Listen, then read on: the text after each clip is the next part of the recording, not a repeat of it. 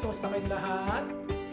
Hope you guys are okay. Ito, sa Tao pa rin tayo. Ngayon po tayo ay magluluto ng baked salmon. Ito po yung mga recipe. Meron po tayong salmon, mayonnaise, parsley, black pepper, salt, garlic powder, garlic meats, olive oil, and lemon. So, mahalaga po yan. Pupok lang po natin yung salmon, konti po.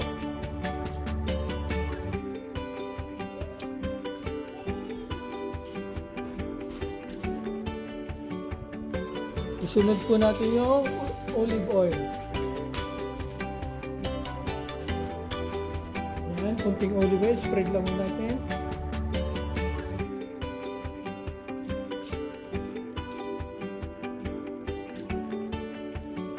Sunod natin yung black pepper sa salt.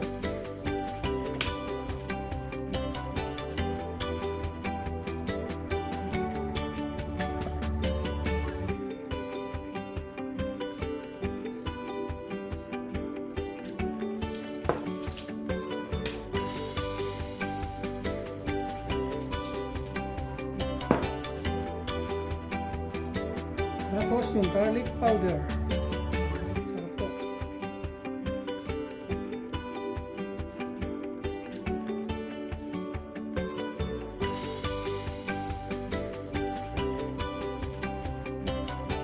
Yung minced garlic, pamparoma lang yun.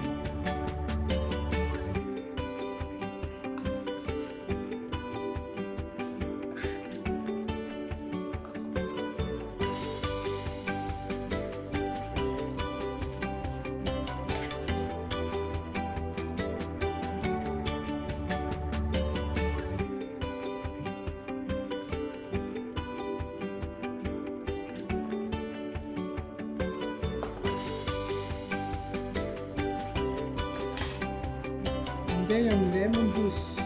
Yan.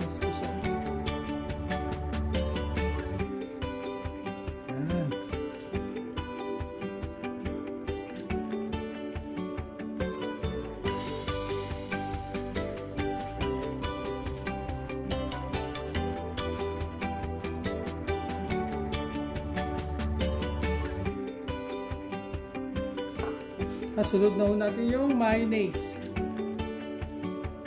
Natin yung mayonnaise.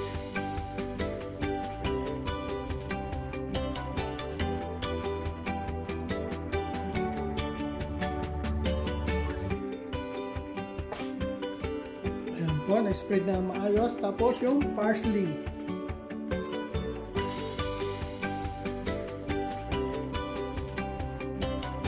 Depende o sa panlasa nyo yung magkano karami maglagay ng black pepper at salt po.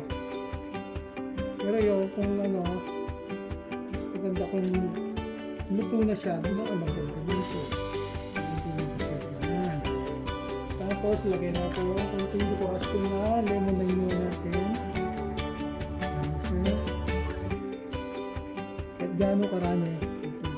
Yan, ready na siya for bake. Iluluto natin sa air fryer. So, ayan po guys. Madali lang po siya. Nakaset po sa 375 degrees Fahrenheit. 25 minutes. Pero wala pa akong 25 minutes yan. Luto na yan. Madali lang pong baked salmon. Now, luto na yung baked salmon.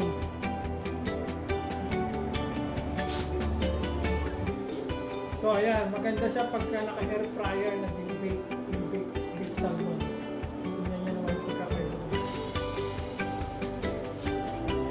So guys, ganyan lang po kadali magluto ng baked salmon. Yung ingredients po nasa description below. Subscribe to my channel, like and share, and hit the notification down below. Thank you. Peace on earth!